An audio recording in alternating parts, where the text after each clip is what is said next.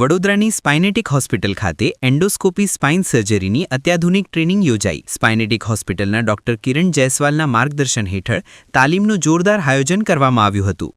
વડોદરા શહેર તબીબી ક્ષેત્રે હરહંમેશ અગ્રેસર રહ્યું છે, ત્યારે આજે શહેરની જાણીતી સ્પાઇનેટિક હોસ્પિટલ દ્વારા કમરની ગાદીની સમસ્યા માટે એન્ડોસ્કોપી એડવાન્સ ફોર્મ શીખવવાના ખાસ વર્કશોપનું આયોજન કરવામાં આવ્યું હતું. વર્કશોપ 3 દિવસ ચાલશે. આ કાર્યક્રમનો મુખ્ય હેતુ વિના ટાંકા ચીરાના ઓપરેશનની અત્યાધુનિક ટેકનિકથી ડોક્ટરોને અવગત કરવાનો હતો. દેશભરમાંથી 60 તબીબોની ટીમ વડોદરા આવી હતી. આ ટ્રેનિંગ પ્રોગ્રામનું આકર્ષણ એટલું હતું કે ભારતભરમાંથી અંદાજે 60 જેટલા નિષ્ણાત ડોક્ટરોની ટીમ આ નવી પદ્ધતિ શીખવા માટે વડોદરા પહોંચી હતી.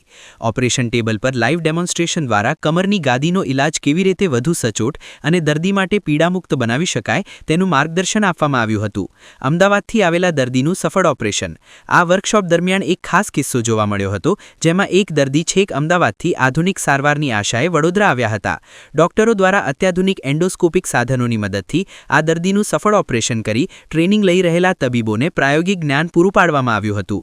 ડોક્ટર માલ્કમ સ્પાઇનના સ્પેશિયલિસ્ટ આ આયોજન દ્વારા વડોદરાએ ફરી એકવાર સાબિત કર્યું છે કે તે મેડિકલ ટુરિઝમ અને નવી ટેકનોલોજી શીખવા માટેનું એક મહત્વનું કેન્દ્ર બની રહ્યું છે.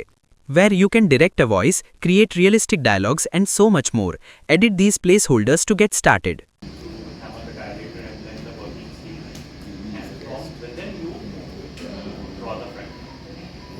આજે આપણે બરોડામાં સ્પાઇનેટિક્સ હોસ્પિટલમાં અમે મળ્યા છીએ. અમારું ઓર્ગેનાઇઝેશનનું નામ છે એન્ડોસ્કોપિક સ્પાઇન ફાઉન્ડેશન ઇન્ડિયા, અને અમે છે તે અહીંયા બધા ડૉક્ટરોને દૂરબીન દ્વારા ઓપરેશન કરવાનું પ્રશિક્ષણ આપી રહ્યા છે. ડૉક્ટર કિરણ જયસ્વાલ અમના ઓપરેશન થિયેટરમાં છે, અને પેશન્ટ જાગો છે.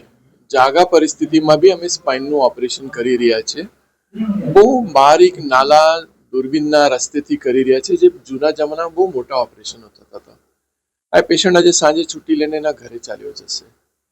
એટલે આજનો જમાનો હવે માઇક્રોસ્કોપ કરતાં ही નાલા દૂરબીનોના ઓપરેશનનો આવ્યો છે, અને તેનું ટ્રેનિંગ અમારું એન્ડોસ્કોપિક સ્પાઇન ફાઉન્ડેશન અહીંયા બરોડામાં આજ સ્પાઇનેટિક્સ હોસ્પિટલમાં આપી રહ્યા છે.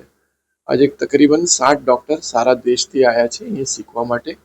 ઘણા ન્યુરોસર્જન છે, ઘણા પેનના ડૉક્ટરો છે, અને ઘણા છે તે ઓર્થોપેડિક સર્જનો છે.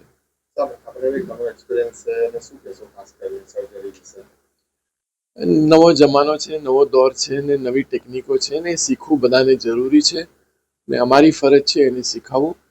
અમારી ફાઉન્ડેશન છે કે એક ચેરિટેબલ ઓર્ગેનાઇઝેશન છે, નોટ ફોર પ્રોફિટ સોસાયટી છે, અને અમે એ માધ્યમથી આ બધા પ્રોગ્રામો કરી રહ્યા છીએ. સાહેબ, આજે આટલી મોટી સ્પાઇનની સર્જરી થયા પછી પેશન્ટ 4 કલાકમાં ઘરે જવાની તૈયારીમાં હોય તો એ નવો જમાનો નથી તો શું? સ્પાઇનેટિક્સ hospital and research centre PF office road Akota વડોદરામાં છેલ્લા 3 વર્ષથી કાર્યરત છે. 3જું વર્ષમાં મંગલ પ્રવેશ થઈ ગયો છે, અને આજે national conference endoscopic spine foundation of ઇન્ડિયાના બેનર હેઠળ પાન ઇન્ડિયામાંથી 50 કન્સલ્ટન્ટ ડોક્ટર્સ કે જે એન્ડોસ્કોપિક સ્પાઇન સર્જરી માટે આવ્યા છે. So it's a conference for 3 days. આજે, કાલે અને પરમ દિવસે શુક્ર, શનિ, રવિ, કે જેની અંદર હેન્ડ્સ ઓન હશે, જે લોકોને લેક્ચર્સ, બધા કન્સલ્ટન્ટ્સ, સ્ટાલવર્ટ્સ જે કહીએ, જે એન્ડોસ્કોપી કરે છે આખા ઇન્ડિયામાં, એ બધા અમે લોકો ભેગા થઈને એમને ડિફરન્ટ ટોપિક પર ડિફરન્ટ લાઈક લેક્ચર્સ અને ટ્રેનિંગ સેશન્સ ને આ રીતનાનું, કે જેથી કરીને એ લોકો શીખે અને કાલે ઉઠીને દરેકને જરૂર પડે એને એન્ડોસ્કોપીથી સારવાર થઈ શકે.